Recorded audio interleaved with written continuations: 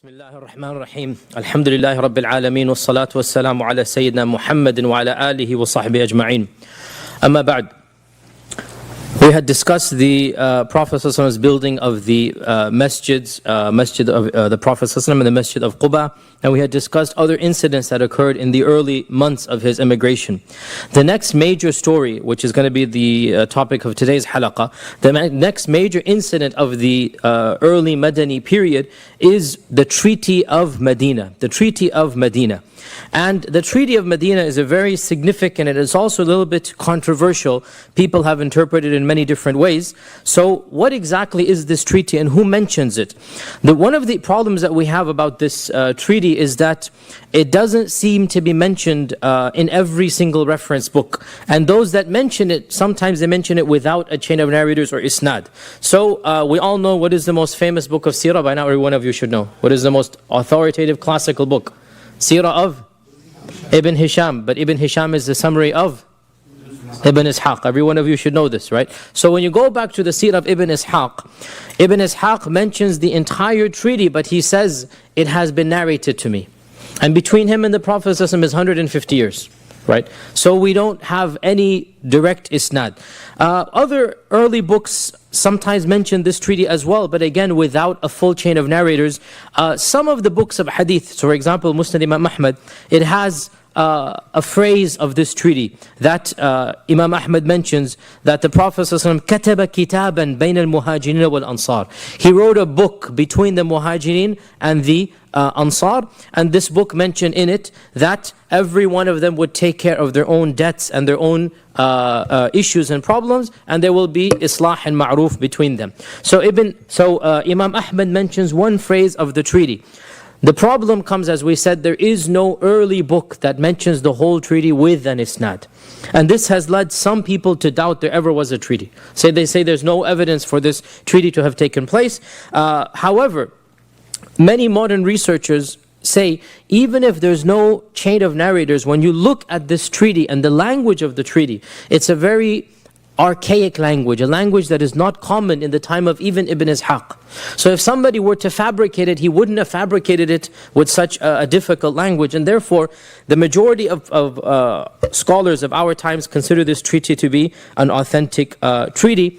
And we're not going to discuss every single clause because it takes up 5 pages. Nobody's going to go over every single clause. What we're going to do is we're going to break up the treaty into 4 areas or 4 different issues that the Prophet ﷺ tackled. Number 1, the first issue is everything related to the Muslims. Number 2, everything related to the Jews. Number 3, everything related to the mushrikun, the pagans. And number 4, general treaties for all of these. Right? So we're going to divide this whole treaty into 4. And the problem comes that the treaty, as I said, is written in a very difficult language, and it is composed of sentences, that's it. That the Prophet ﷺ said this, and he said this, and he said this, and he said this. And a lot of what is mentioned are the names of tribes that we don't even know anymore. Because you realize that when we say the Ansar are in fact multiple tribes. Primarily the Aus and the Khazraj, but there were more than the Aus and the Khazraj. And within the Aus and the Khazraj, there are at least 40, 50 sub-tribes.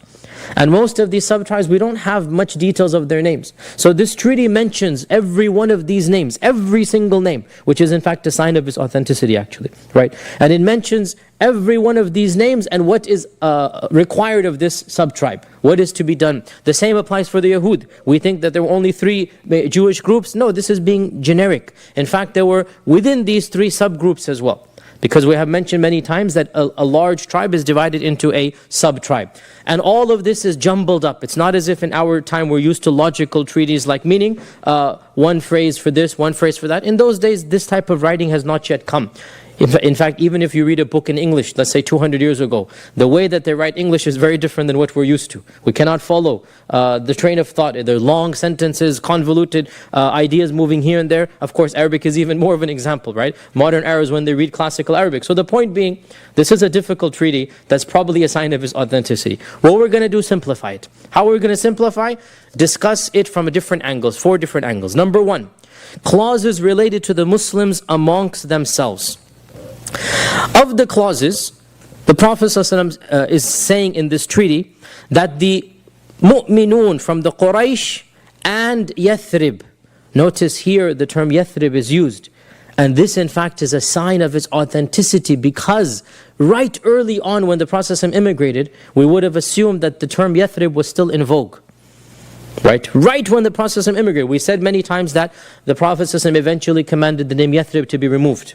And he said, do not call it Yathrib. It is in fact Medina. But it takes a while, obviously, right? It's not going to happen instantaneously. You cannot change the name of a city. The very fact that the term Yathrib occurs in this treaty shows that he's talking to people who are not used to a new name. So he has to use the old name. And therefore he mentions the believers from the Quraysh and from Yathrib, i.e. the Ansar. The term Muhajir and Ansar hasn't yet crystallized. Right? The believers from the Quraysh and from Yathrib and those who join them are one ummah. So now he is saying the Muslims are one ummah. And ummah, of course, we'll talk about it, but it means group or nation or party.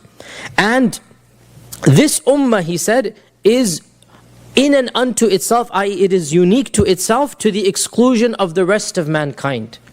So the Prophet is saying this is a unique ummah. You have bonds that nobody else can share.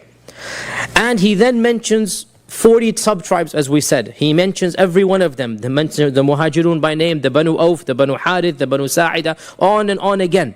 And he says, every one of these sub-tribes will be left with their own responsibilities that they had before Islam. They shall take care of their own blood money disputes, their own prisoners of war, and their own poor. Now this is an interesting clause.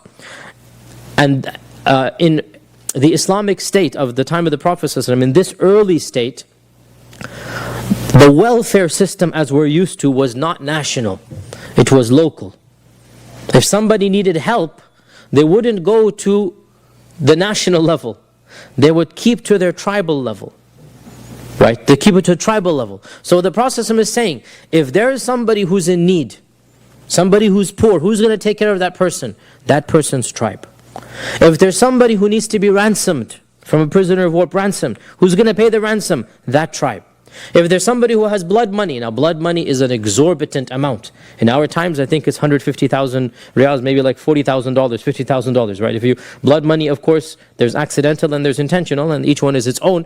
Suppose in the Sharia court, in the Sharia system, if you accidentally kill somebody, manslaughter, car accident, you drive into him accidentally, the Sharia requires you to fast 2 months and to give a blood money to the person whom you killed. Right, this is the blood money. The blood money is 100 camels or 120 camels, depending on the exact type of what you've done. And this is a huge amount. And one person cannot afford 100 camels. So what is to be done? The Prophet ﷺ is saying, every tribe takes care of its own. You are responsible for your own. Another clause, all of the Muslims shall unite against those who do injustice, even if it be one of their own. So this means if somebody does dhulm, even if he's a Muslim, we will be united against the zalim. And this actually goes back to the treaty. Which treaty? Who can remind me? No, Hudaybiyah is way afterwards. The Hilf al-Fudul. Hilf al-Fudul. Goes back to Hilf al-Fudul. That everybody will be united against the zalim, even if they're one of our own. Right? So the process of saying, whoever does dhulm, injustice, we will be united against him. And the final clause we'll mention for this, and again this is very long, but the final clause for the Muslims, that the Prophet ﷺ said the protection granted by the Muslims is the same. The word for protection in Arabic is dhimma. And even the lowliest of them can give protection. What is the concept of dhimma? So again, in that Islamic state, how did somebody get a visa to enter Darul Islam? How did somebody get a visa to come inside? Right? The Prophet ﷺ is saying, every Muslim has the right to give anybody whom they know this visa. Even if they are the lowliest of them, meaning even if they're not even free, even if they are a slave, even if it's a child who's aqil, a child who understands, like not a 3-year-old, but a 8, 9-year-old, right? This is the majority opinion. Even a child who is tamyiz, who is mumayyaz, he has the permissibility to allow somebody to come in. And if somebody comes in with that visa, what does this mean? It means nobody can harm him. Nobody can harm him. And if there are disputes, it goes to the court of law. But basically, anybody can tell anybody else to come in. And this is how the Prophet made it. That the dhimma of the Muslims is all the same. Anybody can give dhimma to others. Anybody can give protection to others. And this shows us that when it comes to this issue, all Muslims are exactly the same. And of course, the main issue here is that the Prophet is making the Muslims one ummah to the exclusion of all mankind. He said, ummatan min dunin nas. So he's establishing the bonds of the ummah. The second set of clauses are clauses related to the Yahud. And he mentions the Yahud of the Bani Auf, and the Yahud of the Bani Amir, and the Yahud of the Bani this, and the Yahud of the Bani that. So all of the Yahud are mentioned by name specifically. And there are again around 12 different clauses. Everyone is mentioning a tribe name. The Prophet ﷺ said, all of these Yahud are one ummah along with the believers. Ummatan ma'al mu'mineen. Meaning that is one ummah, we are one ummah. So the Yahud, ummatan ma'al mu'minin. So they have a type of status, a type, don't misquote me, that in some ways is equivalent. Because it's ummatan ma'al mu'minin. And he then went on, and they shall take care of their own affairs, their own internal disputes. They will take care of their own fuqara. They will take care of their own blood money. Anything that is happening between them, they are in charge of it. Internal crime, internal murder, they are in charge. Unless they wish to come to us, otherwise we have no business with them. Unless it involves the two together. If there's dhulm, if there's murder between the two ummahs, now it will go to the higher authority. Right? So notice here, courts of law are semi-independent. The Yahud, you deal with yourselves. We're not going to get involved about your own affairs. Two people fighting, two people slandering, two people stealing, murder happens, that's your business. You deal with it yourself, internal division, don't come to us. Unless it's between the two of us, right? Something happens between the two, then obviously we need to come to the Prophet ﷺ. The Prophet ﷺ said that between the two, i.e. the Muslims and the Jews, shall be mutual support against those who fight the people of this treaty. And the Yahud will spend along with the Muslims as long as they're being fought. Financial obligations when it comes to external enemies are the same. Notice, financial obligation when it comes to domestic affairs are not the same. You're poor, you take care of them, not us. Our poor, we take care of them, not you. Correct? So far so clear. Now suppose somebody attacks. We will spend on defense and you will spend along with us. Both of us will spend for the sake of the protection of Medina. And at times of crises, therefore, the two shall unite and help one another, and the Yahud are responsible for the costs and the Muslims are responsible for the costs. The Prophet also added here with regards to the Yahud, no Yahudi can leave Medina without the permission of the Prophet ﷺ. You cannot, now leaving Medina, what does it mean to leave Medina? Remember, this is not a time where we just move for any reason, for our job. No, leaving means changing your citizenship. That's what it means in that language, right? Because again, this is a very different time and place. Where you live is where your tribe, is where your loyalties, is where your passport, it's all the same. Right? For us, we have a whole different concept. Now you have to realize, for them to leave Medina basically means renouncing citizenship, joining another camp. So the Prophet said, you cannot just do that. You have to inform us, you have to tell us. You can't just go and become a traitor. You cannot just, or even leave and become neutral. This must be informed so that we know that you're no longer a part of this treaty. And by the way, to this day, if you want to give up your US citizenship or any citizenship, you must renounce it. If you take up another citizenship and you want to give it up, you need to go to the consul director of whatever country you're in and publicly and basically disavow and give back your citizenship. Similarly, the Prophet is saying, if you want to give up this, you need to tell us. Or else you cannot pretend to be a part of ours and another as well. So any Yahudi who wants to leave, he must inform before he does so. Another clause, if any Jew wishes to follow the believers, i.e. to convert, if any Jew wishes to convert, then he shall be helped and protected, and no injustice shall be done to him. I.e., nobody can harm him. He has the right to embrace our faith. Nobody can harm him if he wishes to embrace our faith. So these are some of the clauses related to the Yahud. Some of the clauses related to the pagans, the mushrikun. And this shows us that as soon as the Prophet immigrated, there were still mushrikun in Medina. We said this many times. There were still mushrikun in Medina, and they lasted up until the Battle of Badr, when the Prophet returned back to Medina. When the Prophet returned back victorious from the Battle of Badr, that was when every single mushrik realized that we are such a small minority, and now the Prophet has won, we need to convert. So that was when the munafiqun became munafiqun, right? Because before this they were mushrikun. Abdullah ibn Ubay ibn Salul, this is when he converted, after Badr. All of these people converted after Badr. When this treaty is taking place, it's not Badr yet. So there are still pagans. So what does the Prophet ﷺ say? No mushrik shall offer protection to the Quraysh, even if it is in return for life or money. Nor shall he in any way come between the Quraysh and the believers, i.e. to defend. I.e. the mushrikun are being told, and this is, how fair is this? Wallahi, how fair is this? The Prophet ﷺ is not saying you have to convert. Look at this. They are pagans, they're idol worshippers. He's not saying you have to convert. What he is saying is, your ties of loyalty might feel towards the pagans. Realize, if you're in Medina, you cannot support them physically. What's in your heart is in your heart. But you cannot support them, nor can you defend them, nor can you come between us and them. Stay out of this business. Stay out of international affairs, basically. Or you can call it affairs between Mecca and Medina. And this shows us that the Prophet in that stage allowed the mushrikun to be in Medina. Later on, the madhahib differed. Is it allowed for idol worshippers to be living in Darul Islam? This theoretical issue doesn't apply anymore, but once upon a time there was a controversy.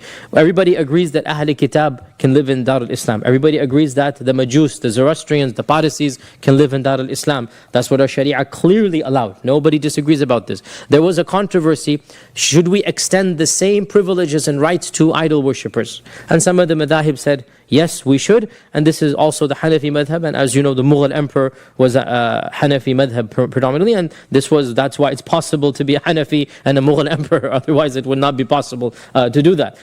Whereas some of the other madhahib were stricter in this regard. And they said, no, this extension is only given to the Ahl Kitab and the Majus. That's the theoretical issue. But of the evidences of the Hanafis is here, that the Prophet ﷺ allowed the mushrikun. And in fact, it seems to be the stronger case that in Darul Islam, the freedom to basically be upon your faith is open to anybody. And this is what some of these classical scholars said, and this is the evidence here. That there were pagans, and they were allowed to remain pagan, but with an extra condition. Why? Because of course, at the time, to be pagan meant your alliances are with the Quraysh or with the people of Mecca. So the Prophet ﷺ said, you must remain neutral. You're never allowed to take any sides over here. The final set of clauses were general clauses pertaining to all of the people of the treaty. All of the people of the treaty. And these general clauses are, number one, the Prophet ﷺ said, the interior of Yathrib, once again using the term Yathrib, is a haram for the people of this treaty. We talked about this 2-3 weeks ago. What does a haram mean? Haram means sacred land. Haram means that which is halal outside becomes haram inside. That's what haram means, right? That which is halal outside becomes haram inside. So haram means sacred because of this. And of the things that are sacred or of the things that are not allowed, who can remind me? We went over a long list 3 weeks ago. What is? No weapons that are unsheathed, unsword. You know, of course, you're going to have weapons in your house. You cannot brandish. You cannot take it out. What else? Plucking what? Plucking trees, hunting. Can't build. Can't what? Can't build. No, you can build. You cannot destroy trees to build. The what? Not killing animals. The biha, of course, you must do. But hunting, and so these are some of the things that are haram. These are some of the things that are haram. The Prophet ﷺ is saying the interior of Yathrib is a haram for the people of this treaty. And he mentions that no wild trees can be plucked and no game can be hunted, and so on and so forth. And he also delineated or demarcated what is Medina.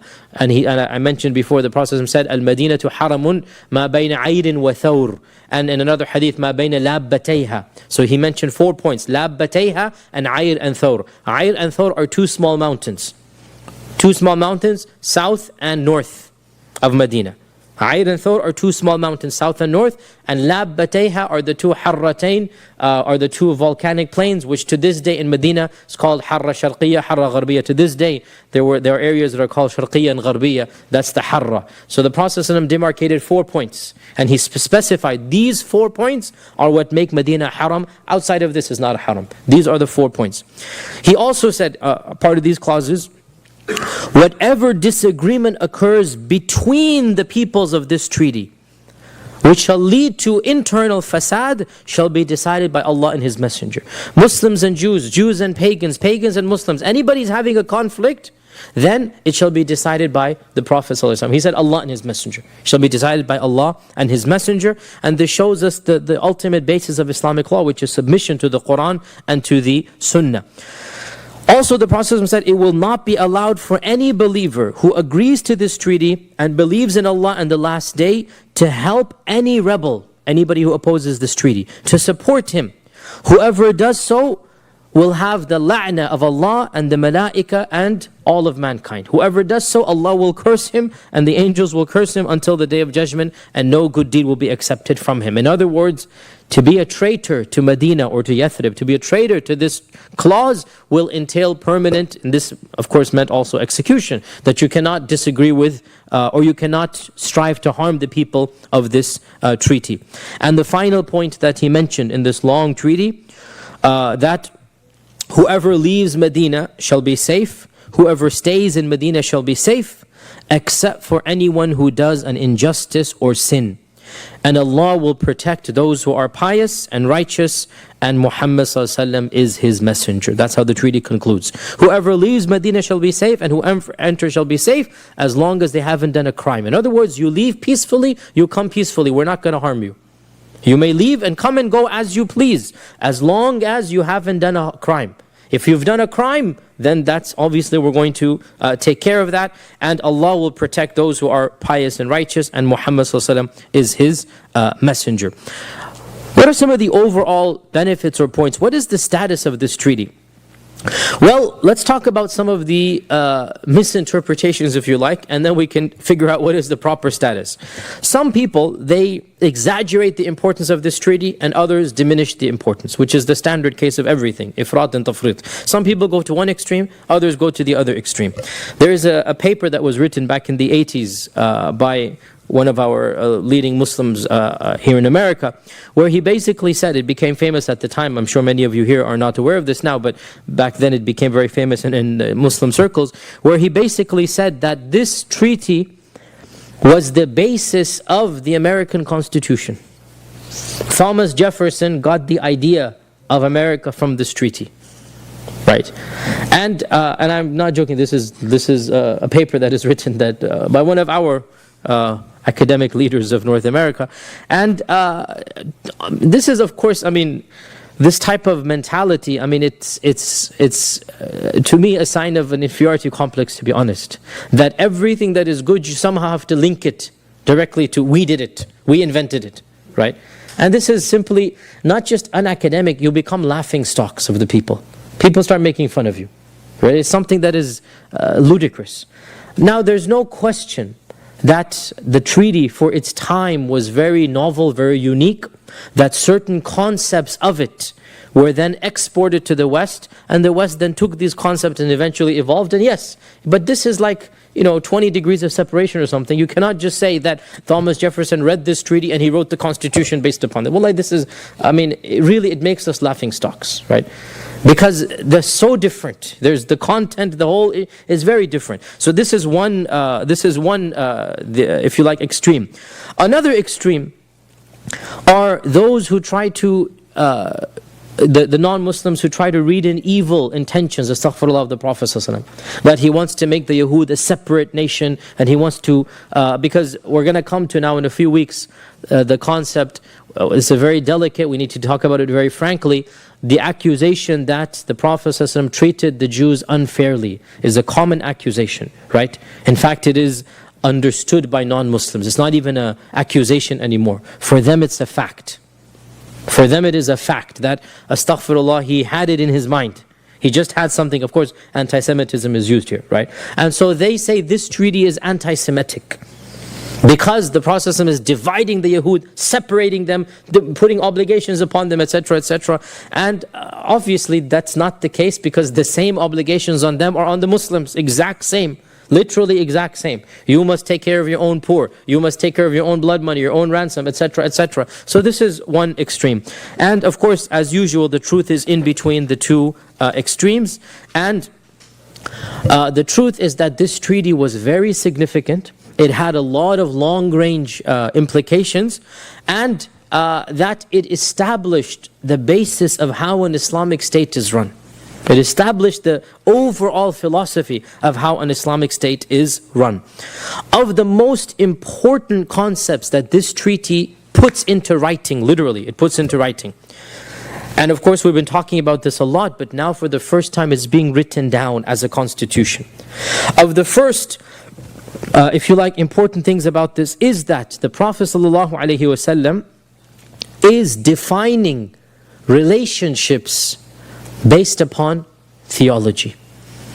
And this is completely unique in the history of Arabia. Because he said, the Banu Auf, the Banu Amir, basically the Ansar and the Muhajirun are one ummah. We don't have differences amongst ourselves. In terms of being treated equally, we are one ummah. And anybody who converts to the faith will become a part of this ummah. So what is happening? The old system of lineage, of tribalism, of you are who your father was, is being broken. And now you will be who you are, depending on your theology and your religion. Nobody has any right to come in between you and being a full-fledged member of the ummah if you wish to convert to the faith. And this, of course, is something we take completely for granted now, and that's how we view the world. But at that time it was, of course, very unprecedented. And the concept of ummah being one block or one group of believers, regardless of who your father is. Bilal and Abu Bakr. Abu Bakr is a very noble lineage. Bilal and Abu Bakr are the same. This is unprecedented. Of course, we know this, but the process was putting in writing now. It doesn't matter where you come from. We are one ummah. And by the way, the word ummah, of course, Allah says in the Quran, وَإِنَّ هَذِهِ أُمَّتُكُمْ أُمَّةً وَاحِدَةً, right? Allah says this is the word ummah. The word ummah, what does it mean? Where does it come from? The word ummah comes from And what does mean? Everybody knows, even the non-Arab knows, right? Means mother. And why is ummah from What has mother got to do with ummah? Well, the word actually, even more deeper than this, the word actually comes from amma. And amma means to? La. This is a derived meaning. This is a derived meaning. Secondary meaning. It's not the asl. Like went to or a goal or destination? Amma means to strive for. Yes. To strive for وَلَا آمِينَ الْبَيْتَ الْحَرَامِ. Allah says in the Quran, right? آمِينَ الْبَيْتَ الْحَرَامِ. That you are intending to get there. So amma means qasada. Amma means to aim for. Amma is basically the object of your attention. Therefore, when the child is born, what is the one object of attention? Right? When the child is born, there's one object of love and whatnot. It's All of the attention is to the So is mother. Therefore, the ummah are those people who they might as well have one mother. The bonds between them, they might as well just have one mother. Because that's where they're all coming together from. Right? Of course, the word amma is so deep, so the imam is also the one who is the one leading you in prayer, because again, he is the one who has that leadership role. Ibrahim is called ummatan, even though he's one person, because of the quality of his iman. He might as well be a whole ummah by himself, right? The word ummah has now over 15 derived meanings, but the original meaning of amma is qasada. And then from that we get from we get all of these other meanings as well. Even the word tayammum, from the same amma, tayammum, ay qasada rafa al-hadath, i.e. he intended to raise his wudu, not wudu, to raise the status of not having wudu, right? Tayammum is intention. Tayammum means to intention. The same, amma ya ummu. So the point being that the word ummah comes from because the people of the ummah, it's as if they have one It's as if they're so bonded together, they are one group or one nation or one family, literally. One family to the exclusion of all the others. This treaty also demonstrates the justice of the Prophet ﷺ, that the Prophet ﷺ, contrary to what the non-Muslims say, in fact he treated the Jews with the utmost respect, and he gave them their full rights. And from our perspective, they were the ones, at least in the period of Medina, who refused to take these privileges, who kept on making things difficult for themselves. And we're going to come to this throughout the course of the next few months and even a few years, inshallah, when we talk about this, what the Yahud did and how the Prophet ﷺ reacted to that. From our perspective, there is no anti-Semitism. From our perspective, they were treated the way they were treated because of things that they had done, not because of who they were. And this is not anti-Semitism, right? They were treated because of crimes that they had done. Either they're expelled or whatnot because of issues they had done, not because of who they were. And this shows us, the Prophet ﷺ is saying, you are one ummah. Notice the treaty says, and this is exactly, I'm quoting from Ibn Ishaq, that al-Yahud ummatan ma'al mu'minin. Now if that is not the height of equality, you are an ummah, we are an ummah. Along with each other, we are two ummahs. This is an amazing respect given to them. وَالْيَهُودُ أُمَّةً مَعَ الْمُؤْمِنِينَ. You have your issue, you have your religion, we have our religion. And if the Yahud had fulfilled this treaty, and they had outwardly lived up to it, the fact of the matter is they would have been shown the utmost honor and they would have benefited the most. Why? Because the Yahud had a lot of things they were doing in Medina. They were tradesmen, they were jewelers, they were craftsmen, they were businessmen. They did a lot of traveling and finances and whatnot.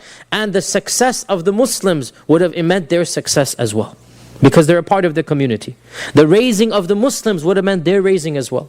The financial input of the Muslims would have meant their financial success as well. And if they had lived up to this treaty, they would have risen along with the Muslims.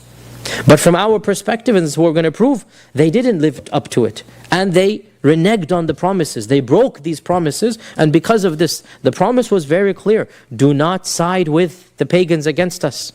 And that's exactly what the Banu Qurayza did. That's exactly what they did. This is a promise that is being given the first month they moved to Medina. Don't side with the pagans. And yet the Banu Qurayza did that. So what was coming to them was coming to them, right? Similarly, any issue between Muslims and Yahud will be dealt with by the Prophet ﷺ. And both of the other tribes, they transgressed upon the Muslims, murdering or whatnot, or dishonoring a lady of the Muslims, as we're going to come to. This was an intra-ummah. The Yahud and the Muslims are getting involved with each other. So they have to go to the Prophet ﷺ for the final reference, and that's exactly what happened. Another benefit of this treaty is that we are seeing that the Prophet's political status has now become a de facto leader. And this is a key point here. He was invited by a group of Muslims. Now these Muslims are so numerous that he can negotiate treaties on their behalf and become the de facto ruler. Even the mushrikun and the Yahud, they are told that you have semi-independence, basically. Right? You have semi-independence, but if something happens that deals with us, you must come to the Prophet ﷺ. And this clearly shows who's in charge, right? And therefore what the treaty did was to make official what was understood before this, and that is that the Prophet ﷺ is the de facto or the accepted ruler of the city of Medina. Now somebody will say there's no jizya mentioned, and there is no jizya mentioned. There is no jizya mentioned here. And the response to this is the laws of jizya had not yet been revealed. Jizya was revealed in Surah Tawbah. حَتَّى يُعْتُوا الْجِزْيَةَ عَنْ يَدٍ. This is Surah Tawbah. So that is much later on. And therefore, this treaty does not contradict jizya, but it doesn't enforce it either. In that, there's no clause there because the concept of jizya has not yet come. Also, one of the main benefits of this treaty that we derive, especially living in the century that we're living in, and this is the reality of Islam without any political correctness, without any appeasement. As you know me, I'm not one of those who wants to appease anybody. The fact of the matter, which is absolutely true from our Sharia, is that freedom of religion is guaranteed by the Sharia to a great extent, not to an unlimited extent. We have to be fair here. Classical Sharia, or classical Islamic fiqh, I should say, did not give the types of freedom that the modern secular world gives. The non-Muslims did not have the right to preach and convert others. You have the right to do as you're doing, but you cannot convert others to your faith, right? But apart from that, pretty much everything else is allowed for you. The non-Muslims are even allowed, this shocks many Muslims to hear this, are even allowed to manufacture and sell alcohol amongst themselves. This is well known. The books of fiqh explicitly mention this. So much so that many books of fiqh discuss the issue: if a Muslim is married to a Christian lady, is he allowed to stop her from drinking khamr? And the majority say, no, he's not, because that's halal for her. That's halal for her to drink. It's haram for him. He can say, you cannot have it in my house. That's his right. Right? But he cannot prevent her from, because the point is, like in those days, the Catholics, they all drank khamr in their own churches. To this day, they drink wine. It's a part of their rituals. Right? As you know, you should all know, drinking the wine is a part of their rituals. So the Muslim, the majority of fiqh, in fact, dare I say all four madhabs, but I'm not 100% sure, but I know for a fact the majority of them, and I'm pretty sure it's the four, but I don't want to say this categorically, say that it is not allowed for the Muslim husband to stop his Christian wife from drinking outside of the house, because that's her sharia. And he has no right to enforce on her. This is the type of freedom that Islam allowed. That you have the right to be even pagan in this early stage, and no one is going to force Islam down your throat. And the irony of ironies is that we are accused of being intolerant, and we are accused of not allowing other faiths to, the freedom, and yet, wallahi, without any mujamala, without any political correctness or whatnot, if you compare our track record with theirs, it's unbelievable how they could have the audacity to say that we are religiously intolerant. It's unbelievable. And we need to be very familiar with this, that we cannot allow people to make fun of our faith in this manner when they don't even know their own faith. They have no right to tell us that our faith was intolerant when Western powers and Western nations frankly were the most religiously intolerant in the history of humanity. And I'm not being, this is a fact. Even the Chinese, even the Mongolians were more tolerant than Western countries were when it comes to religious differences. And this is something any neutral observer can mention. I mean, this goes back even to, forget the Roman emperors persecuting the Christians, even when Constantine converted to Christianity, right? Constantine is the first Christian emperor. When he converted to Christianity, what's basically the first thing he did? He adopted a version of Christianity, which is now the official version. All types of Christianities go back to Constantine. He outlawed all other Christianities that actually had truth in them. Those that believe Jesus Christ was the Messiah, not the Son of God. Those that believe that Christianity is not a new religion, because most of the Christian converts were Jews. And for them, Christianity was Judaism with believing in Messiah, which is what we believe, right? Constantine came along. You should know all this, by the way, because we live in this environment. Constantine came along and he adopted a narrow interpretation of Christianity. He made it the state religion. Then what? He outlawed and banned anybody who disagreed with him. And that is why people had to flee. This is the beginning of Christian persecution by other Christians, right? Constantine forced everybody who disagreed to either, be killed by the sword or get out of here. So Arius, who was the main opponent of Constantine, and Arius did not believe in the Trinity. Arius did not believe in the divinity of Jesus Christ. Arius' version of Christianity is very similar to Islam. Very similar. And Arius was the main opponent of Constantine. Arius had to run away and go down south, and it is said that he went down to what is now Abyssinia, and it is said therefore that the ruler of Abyssinia was aware of, it is called the Arian creed, because Arius is the name of the person. So this is beginning. Throughout medieval times, the church killed, and I'm not exaggerating, millions of people. The Catholic Church. We're not talking about Jews, we're talking about fellow Christians. Right? The Roman Catholic Church could not tolerate dissent. Before Martin Luther, They already had started killing. There were so many different groups that came about at that time. There was a group called the Huguenots. The Huguenots in the 13th century. Tens of thousands of people killed. This is before Martin Luther. The Anabaptists as well in Denmark and whatnot. Again, 20, 30,000 people killed. The wars that took place between the Catholics and the Protestants. Even Martin Luther had to run away. Why did Martin Luther run away and go to Switzerland? Because the Roman Catholics wanted to kill him. Right? This is not intolerance of another religion. This is intolerance of their own religion. And it is ironic that somebody like even John Locke is 1689, 1690 or so. John Locke is the main intellectual whom the founding fathers of this country read. And American political science is basically Lockean in nature. How we view, or how America views political science is from John Locke. John Locke's writings were read by Thomas Jefferson, Benjamin Franklin, Adams, all of them, they read John Locke and they consider him to be the greatest philosopher of the time. John Locke is actually criticizing his fellow Christians for their intolerance, right? And he is saying that, why don't you look at the Ottomans, or the Turks he called them. The Turks allow people of different sects and different faiths to come and live. Why do you have to be intolerant amongst yourselves? Look, he is putting the Ottomans as the role model. Can you believe this? Right? This is John Locke writing that, why don't you look at the Turks? And he's writing at a time when, of course, people are not being tolerant of other types. As you know, our founding fathers, why did they come to America? Why did they flee? Because of religious persecution. Who was persecuting them? People of their own background, right? And therefore, John Locke is writing that, why don't you look at the Turks? They allow people of all different Christianities, all different creeds, Jews to come and live amongst them. And this is an amazing testimony, وَشَهِدَ شَاهِدٌ مِنْ أَهْلِهَا, we can say, right? This is an amazing testimony about the reality of how the Sharia views the freedom of other faiths. Also in this treaty, getting back to the treaty now, we notice an interesting point, and that is the semi-independence of every single group of people. The Prophet ﷺ said, the Yahud are their own ummah, they take care of themselves. We're not going to interfere.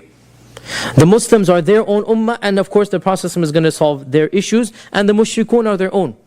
And this is amazing, because what the Prophet ﷺ is giving them is, he's giving them almost independence within the state of Islam. Almost independence. You are responsible for yourself. You're responsible for your own affairs, your positives and your negatives, right? Your crimes and your issues, all of it will be dealt with internally. However, the Prophet ﷺ said, when it comes to the issues of the state, when it comes to the issues of the entire community, now we are one group. And therefore, some have said, and these are all modern terms, so to try to read them back, it has its positives and negatives. Some have said that the system of the Prophet ﷺ is a federalist system. By this, what is a federalist system? That basically there's semi-independence. Right? The Prophet ﷺ was not going to get involved in the affairs of the Jews. He wasn't going to get involved in the affairs of the idol worshippers. They are semi-independent unless they have an affair that is domestic in nature. If an external threat comes, then we will be united. That's what the Prophet ﷺ said. If the pagans attack, we will be united. And everyone will send forth its army or its troops or its financing. We will all come together. And it is true to say that this type of government was unique in the world at the time. It is true to say this, right? And there's an element of truth, therefore, that this type of concept was later exported to other places and areas, and then things develop from there, as I already said. So the type of government that the Prophet ﷺ instituted was one that was pretty minimal when it came to the state getting involved in the direct affairs of the quote-unquote citizens, right?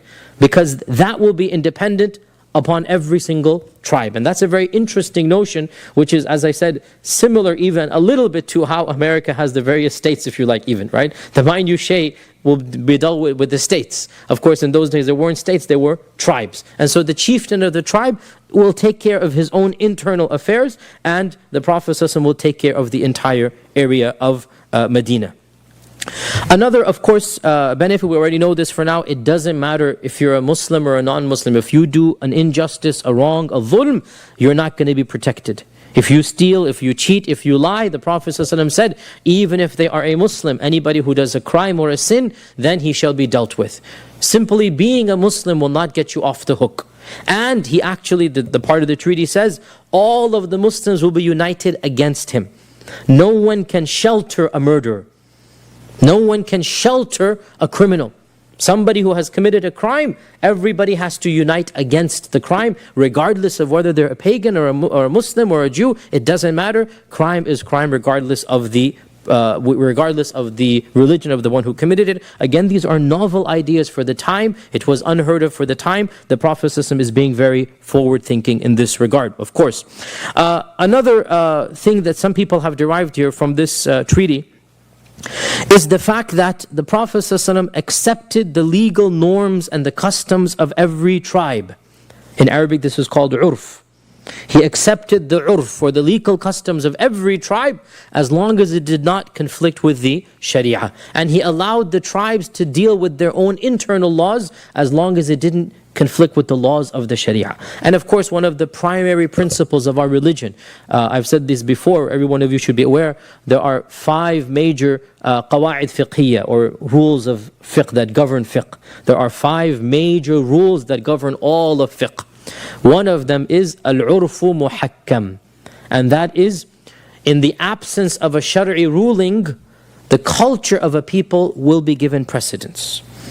In the absence of a shari'i ruling, the culture, how they typically interact with one another, this will be given precedence and taken into account. Al-urfu muhakkam. How people interact with one another, the sharia in fact does take this into account, and I've given some examples of this in previous talks that we've given about the seerah.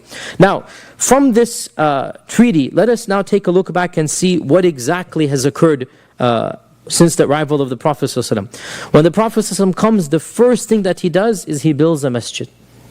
And the masjid is, of course, the basis of tawheed, the fundamental of religion, reminds them of the purpose of life. He then establishes the bonds between the muhajirun and the ansar. Firstly, even before the treaty, by physically pairing them together, right? The mu'akha, we talked about that. The mu'akha, literally pairing them together. And then, the third point, he then makes this entire treaty where he ratifies the status of the mu'minun, the status of the Yahud, the status of every single group, and he then forms the first Islamic state, or the first, if you like, federation, and how it will interact with one another. There's more to be said, inshallah. We'll continue, but we have a respected guest over here, so we want to hand the floor over to him and to Dr. Bashar to be able to tell us about a project that they're doing that every one of us should be involved in. So inshallah, we will resume next Wednesday, bi'idhnillahi ta'ala. Inshallah.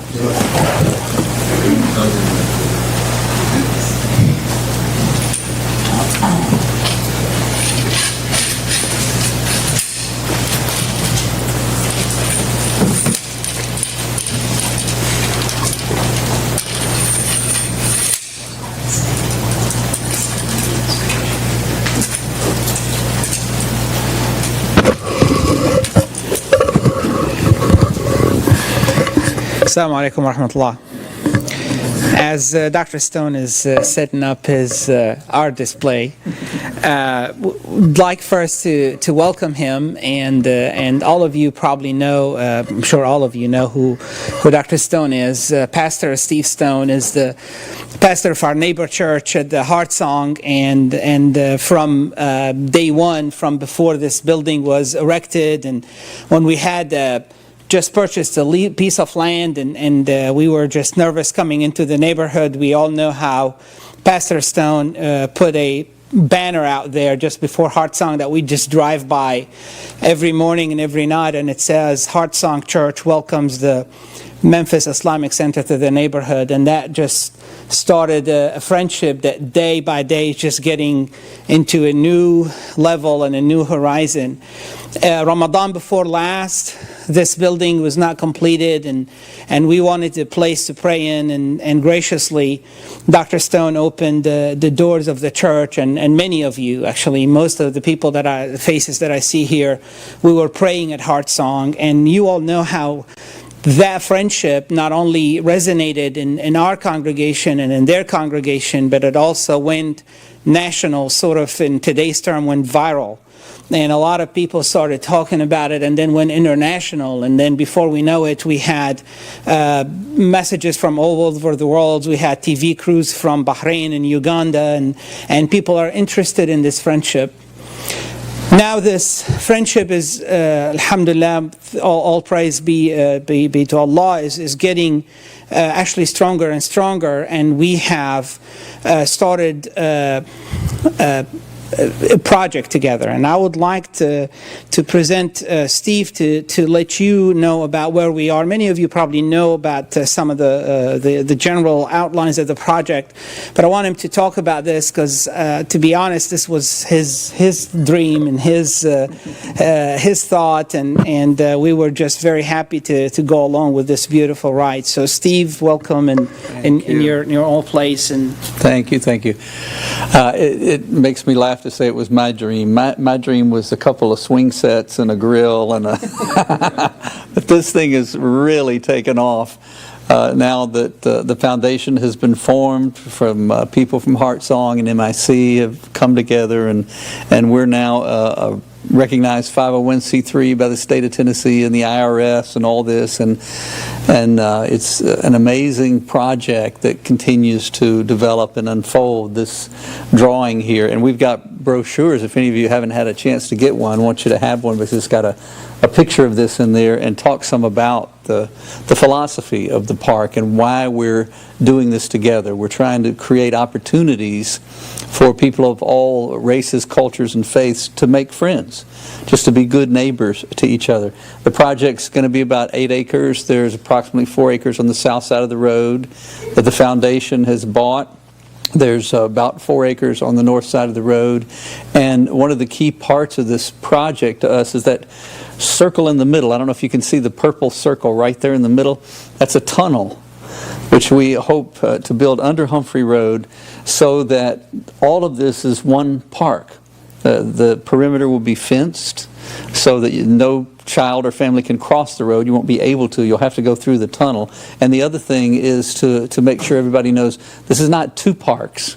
This is not a Heart Song Park and an MIC park. This is one park, and we want it to be one experience. We're in the process now of trying to get our act together so we can begin to approach some of the foundations and corporations that we hope will help us fund this. This is about a $5 million project, and we want it to be a world-class monument to friendship, that even if people never get to come here across the world, they know there is such a thing as a park dedicated to friendship. And the whole idea for it came from not just our friendship, but how our friendship caught the imagination of the whole world.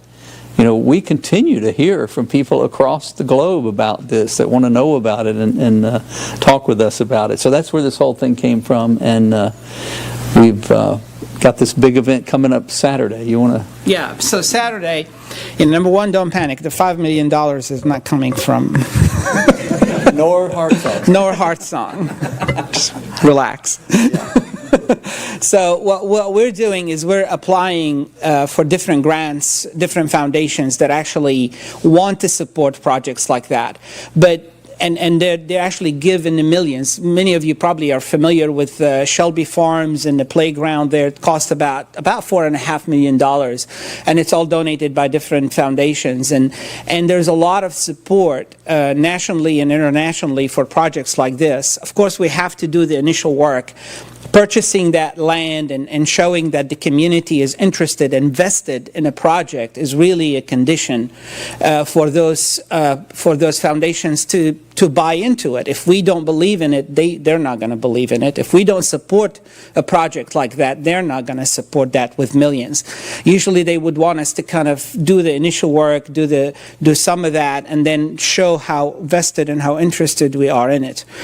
I'm not going to speak too much about this because this Saturday we have a beautiful event that's happening. We're going to have a picnic, a combined picnic, Heart Song, MIC, and actually we're inviting guests from other congregations all over town to come and showcase this and show our friendship physically and literally in front of everyone, and then show our support and to the project. And I'm very positive that all of us support it, because this is not just going to be next door to us where we're going to enjoy it, and Heart Song is going to enjoy this beautiful monumental park, and it will be really available literally to our children and our families. But this means a lot more, and it can bring a lot more to our community. It's both congregations putting back to the community and showing our friendship. Today's the Saturday picnic, it's going to be on May the 5th on Saturday. We started at noon, and it's going to go for 2 to 3 hours. There will be food, high quality, and you know some of the vendors that are providing that, a very dear brother to us, and among others. There will be games for the children. There will be a lot of activities, and we would like to invite all of you to really show the support. So I don't know if any, I don't know, Sheikh Yasser wants to comment on this a little bit, you know. Actually, yesterday I was invited to the Memphis Rotary Club to give a talk there. The Rotary Club is a club of very influential leaders of the Memphis community. I was pointed out a number of people who were CEOs of companies and PBS and the owner of Commercial Appeal. Everybody was there just pointing me out. And so this is like a room of who's who of Memphis. And I was invited to speak, basically. And somebody asked at the end, a very difficult question, which basically was about how tense the relations are between Muslims and between Americans. And to respond to that question, I simply pointed out, yes, people can make it difficult, but they can also make it easy. And I gave the example of Heart Song and MIC. And I gave a very passionate defense and plea of the fact that this is the way forward for America, and the fact that this genuine hospitality sparked a worldwide positive attention. And frankly, we firmly, both of us firmly believe that when there is that sincerity, then Allah and God is going to bless that. That's the whole point, that what you do something genuinely and sincerely, that Allah subhanahu wa ta'ala will accept that and give reward for it. And this is the reward that we saw, that the entire community of this country, of this land, of even international news agencies came in and they showed a positive sign. And when I gave that defense, basically, the entire audience erupted in applause. Later on, somebody commented that they've never seen, a regular guy, they've never seen the entire Rotary Club, these are big shots here, break up in applause at the response to a question. It was like the first time it happened, and the point was that, once again, it was about this cooperation that we have. I firmly believe that this type of project is going to place Memphis squarely on the map of North America. That there's no project quite like this anywhere else in North America. And it's something that we should be very humble and proud of, that something so small that nobody ever thought that something like this would become a national attention or bring about so much positive. Nobody ever thought this. Now here we have a $5 million park that we're all going to benefit from, and it's going to be right here. In fact, it's probably going to help us not having to do any of the things in our land, and you not having to do things. So we're going to save some of that money, guys. Think about it that way too, right? We won't have to do things over here because they're right here, where they're literally across the door from us. I think honestly, it doesn't require anything. It's common sense here. This is a cause that there's nothing but good in it for us, for our community and neighbors, for the people around us, for the image of Christian-Muslim relations. This is something that's khair ala khair. I mean, this is positive, inshallah. So I hope that whatever we can do to help out, and like we all said, we're not going to raise the money, but we do have to show the support. I mean, these big corporations, they don't just throw their money out. They want to see that you're sincere and dedicated. And in order to show us that in order to show them what we're doing, we need to basically have our act together. We need to show there's community support. I'm sure that we're going to have to raise a little bit of a kernel to get it all started and rolling. We've already done a little bit of that, but inshallah, the bulk of the money is going to be coming from many corporations in this regard. So inshallah, do what we can to help out, and I'm very positive that this will become a beacon of light for the entire community. Inshallah. Thank you very much. Jazakallah khair. I mean, all of that well said. And the park, we're going to have this. The brochures have some of the details. This is just sort of the beginning of the dream. There's water park. There's different features for the children, for the family, for the adults to have fun, to play, to interact. There's a cultural center. All of these great ideas, inshallah, God willing, will happen, and happen very soon. Again, we have to stick together. We have to show the support. So I invite you not just to come there, but just to get on the phone and invite your friends, invite your Muslim, Jewish, Christian, all your friends, to bring them with you, to show them what this is all about, and to get their support for this. We have to raise some money for that, but really $1 raised for this project is going to bring probably $100 from sponsorship for corporations. But we just have to do our role. Just come and have fun, look at it, and it doesn't hurt if you bring your checkbook with you. But come anyway. Without it, you're welcome. Bring your friends, bring your children, and inshallah, let's continue our friendship. I don't know, Steve, if you had any other words to say. No, just that we continue to be honored and humbled to be your friends, and for that to be such great, well-received news in the community, which is most important because that's where we live, but then nationally and internationally. The response we have gotten from day one, we had hoped maybe 51%, we prayed, let 51% like what we're doing. It was over 90%. That like what we do, and so it shows the hunger in the world for friendship, and so to be a part of that and have it right here, as Yasser said, it's a tremendous blessing to all of us. Jazakumullah khair. Thank you very much. We're gonna post this up front, back there. So, but please feel free to get a brochure. We have plenty of them. So take all you need. Give to your friends.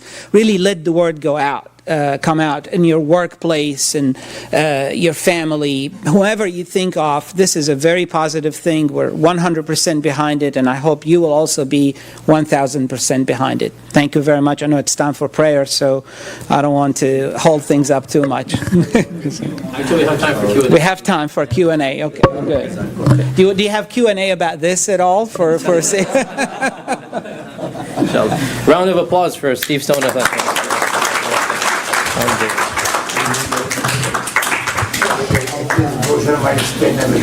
Yeah, the brochure is very well explained. Alhamdulillah. So we have around 10 minutes left for Isha, inshallah. So if there are no point starting the next phase, so any questions and others? We did the Jews and the non-Muslims of Medina accept the Prophet as the ruler, not necessarily as a prophet, but as a ruler? They were forced to. There was no question of it, and then they signed the treaty. They agreed to the treaty, right? So there was a sense of the majority of the people of Medina wanted the Prophet ﷺ to be in charge. The majority of the people. They were now, at this time, the majority were already Muslim by this time. So the Yahud cannot stop that from happening now. And so he is negotiating on their behalf, and he's also, remember, there was also a sense of optimism even from them because they were tired of the civil war. And that's, again, as Aisha said, that Allah gifted the Prophet ﷺ with that civil war. That even the Yahud had been fighting amongst themselves, remember. There was civil war even amongst them. That two of them were on one side and one of them was on the other side. And therefore, because of this, at that point in time, there was no outright opposition, no sign of hostility. In fact, if you look at the earliest revelations, at that period of time, they seem to be very upbeat and positive about the Yahud and the Nasara, right? The first half of Surah Baqarah, for example, right? إِنَّ الَّذِينَ آمَنُوا وَالَّذِينَ هَادُوا وَالنَّصَارَى وَالصَّابِئُونَ مَنْ آمَنَ بِاللَّهِ وَالْيَوْمِ الْآخِرِ. You know, so Allah Azza wa Jal is telling the Yahud that there's many flavors. You were the best people. Once upon a time we chose you. صَفَاكُمْ عَلَى الْعَالَمِينَ. You know, Allah Azza wa Jal says فَضَّلَكُمْ عَلَى الْعَالَمِينَ. Multiple times He says in Surah Al-Baqarah, right? So clearly there's this sense of here is your prophet you've been waiting for. This is time to accept. Of course, Allah knew that wouldn't happen, but the Prophet ﷺ was hopeful that it would happen. That is very clear from the seerah, that the Prophet ﷺ himself was optimistic, and he expected them to convert, like Abdullah ibn Salam, and there were a few others as well. And then slowly but surely things began to sour, and things became more and more difficult, until finally what happened. So that's a separate case. Yes, Bismillah. Based on this treaty, in terms of this, like in non-Muslim communities, like in Saudi Arabia, or mainly in Saudi Arabia, outside Mecca and Medina, your fiqhi opinion, not political opinion, about like establishing like Dul al-Ibadah, like churches, or from fiqhi standpoint. So we need to discuss this in two different ways. Number one, what does classical fiqh say? Number two, is this one of those areas where there's room for change or not? Right? As for the first issue, what does classical fiqh say? By unanimous consensus, the Ahl Kitab are allowed to worship in Dar al-Islam. And the Yahud can have their synagogues, the Christians can have their churches, and we do not interfere. Even if they practice what we would consider shirk inside those churches, we're not going to interfere.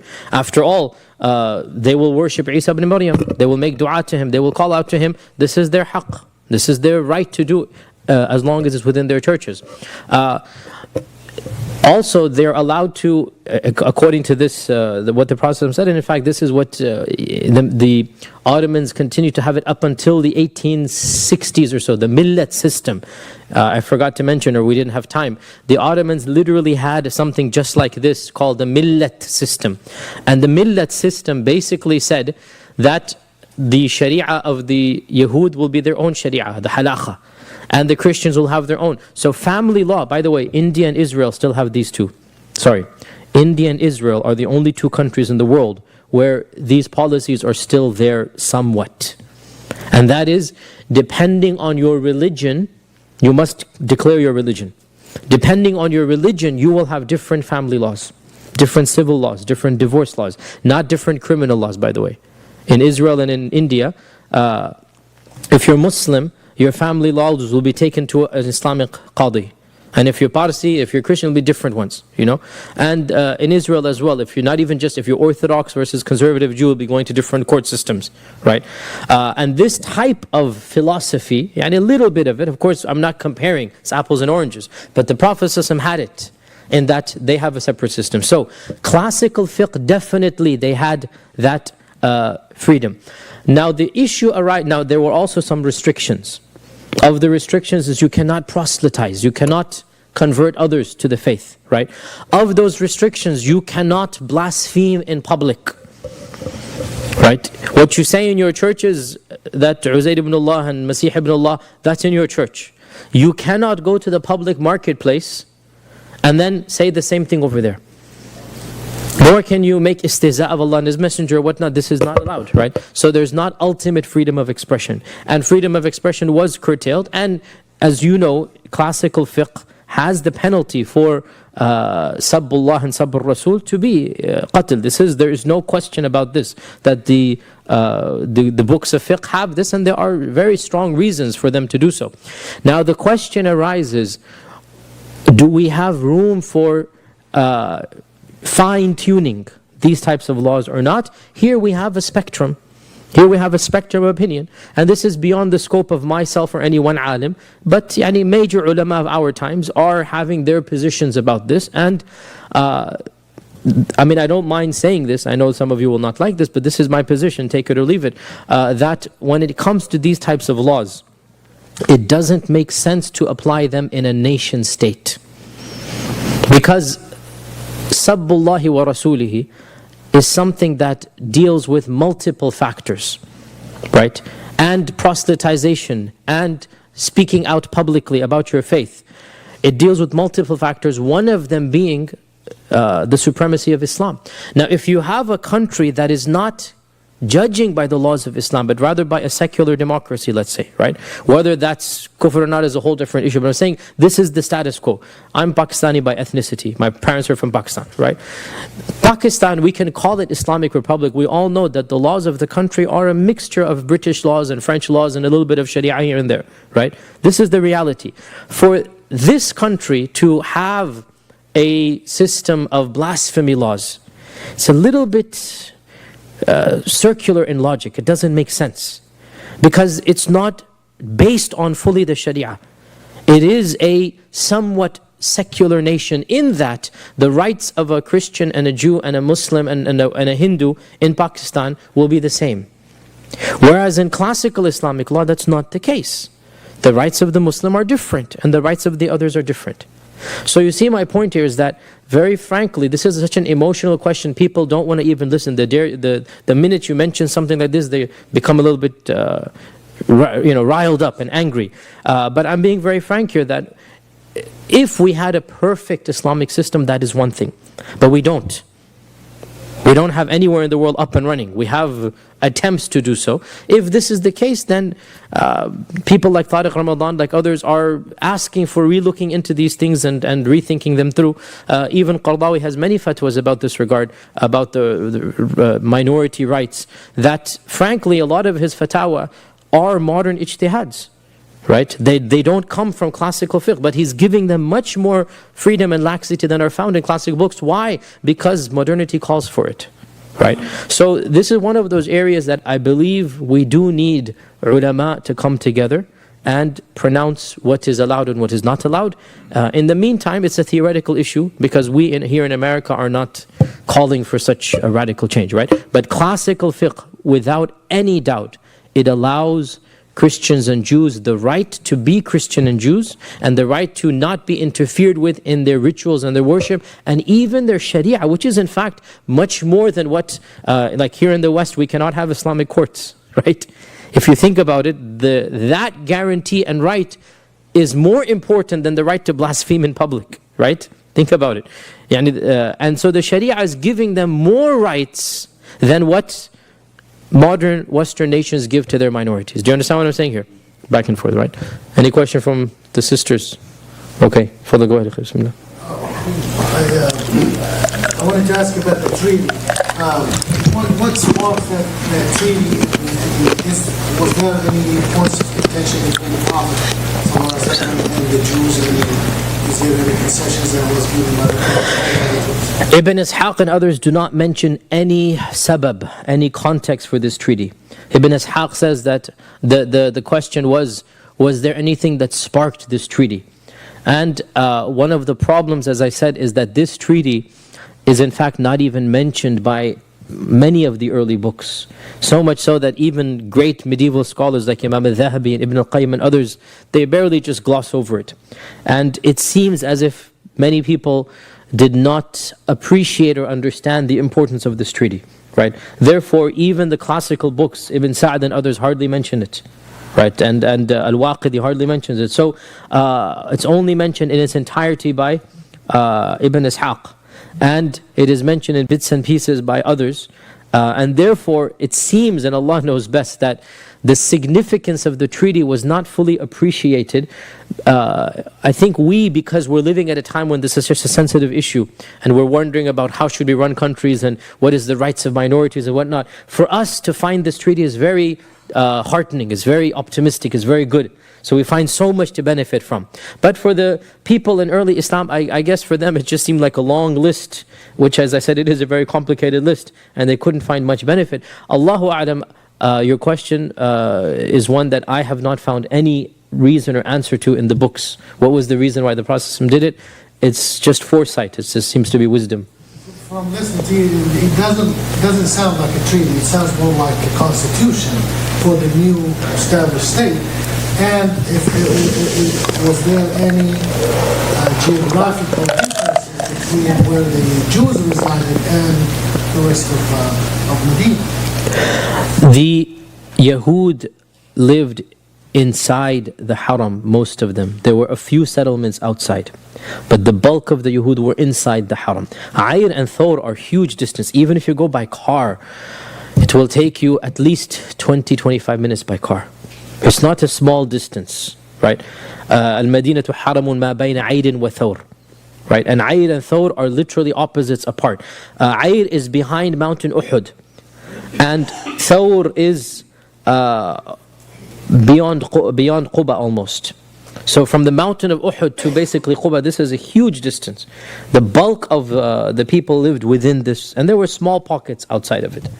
So there was no geographical space. Distance? No. I mean, they sign on it and saying we accept it, or it sounds there was no. No, there was no such thing as signing is a modern thing. People didn't sign their names on anything back then. Signing is a modern thing. There doesn't seem to be any. There doesn't seem to be any negotiation. It seems to be an agreement. More like a constitution. An agreement between all of the parties. So, yes, go ahead. Could you please elaborate on the non-Muslim who cannot enter and live in Makkah and Medina? Is it Islamic law or is it Saudi law? You guys really want controversial questions today, huh? Well, I mean, don't shy away from controversy. I believe that if we phrase questions intelligently and responses intelligently, we have nothing to be, worried about. The Prophet ﷺ, there's a hadith in Bukhari and Muslim that the Prophet ﷺ on his deathbed said, "أخرجوا اليهود والنصارى من جزيرة العرب." Right, on his deathbed, he said this, that I wish to get the Ahli Kitab out of Jazirat al-Arab. But he didn't actually do it, because he's on his deathbed. And so basically Abu Bakr was too busy doing the wars of the Ridda. So Umar ibn al-Khattab was the first person to actually put this into the law, i.e. to execute it. Right, to execute it. And he put a number of conditions that the Ahli Kitab can only come, number one, if somebody invites them in. They need the permission to come. Right? Number two, they must come temporarily. They must come temporarily for business or whatnot. They cannot be permanent over there. And he also allowed, by the way, for them to be non-free slaves. He can also come in. Remember, who was the one who killed Umar ibn al-Khattab? Abu Lu'lu' al-Majusi. How was he a Majusi in Medina? Because he was a slave. And so they weren't that strict with the slaves in this regard. So classical fiqh therefore took this hadith, أخرج اليهود والنصارى من جزيرة العرب, and the Shafi'is and the Malikis and the Hanbalis all agreed that the Ahli Kitab cannot permanently reside in Jazirat al-Arab. They may temporarily go, and then there's ikhtilaf between the three. To what extent? How long can they actually enter Mecca and Medina? Because Allah Azza wa Jalla says in the Quran, إِنَّمَا الْمُشْرِكُونَ نَجَسٌ فَلَا يَقْرَبُوا الْمَسْجِدَ الْحَرَامَ بَعْدَ عَامِهِمْ هَذَا. This is in Surah At-Tawbah. Right? And that's the last big surah to be revealed. Basically one of the last surahs, not the last, one of the last surahs. That the mushrikun are najas, so فَلَا يَقْرَبُوا الْمَسْجِدَ الْحَرَامِ. Let them not come close to Masjid al-Haram after this year goes by. Right? So we have this ayah which says Masjid al-Haram. And then we have the hadith which says أَخْرِجَ وَالنَّصَارَى مِنْ جَزِيرَةِ الْعَرَبِ. And so the Hanbalis, for example, they made a tarkib between the two, and they said Masjid al-Haram they can never enter. And the Jazirat al-Arab they can enter with conditions. And this is the predominant opinion. Right? And so, by the way, to this day, you can be a Christian and Jew in Jeddah, in Ta'if, in Khubar, in Dammam, right? Riyadh. But when you're driving to Mecca, there's a big sign. There's a big sign. And they check. The shurta, the taftish. What do they check? They check iqama, which basically says what? What is your religion, right? So this is the position of the Hanbali madhab, and the Shafi'is, I'm also sure, have a similar thing. I think, Allahu Alam, they allowed even the mushrik to enter, the Kitabi to enter for a reason to Mecca and Medina. And the only madhab that disagreed completely with the entire premise is the Hanafi madhab, and they have their reasons, and they said that they may enter Mecca and Medina unconditionally. Right. So then the ikhtilaf comes, what is Jazirat al-Arab? This is the whole ikhtilaf.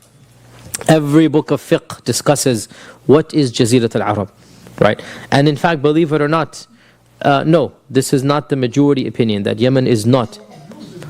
Exactly, yes.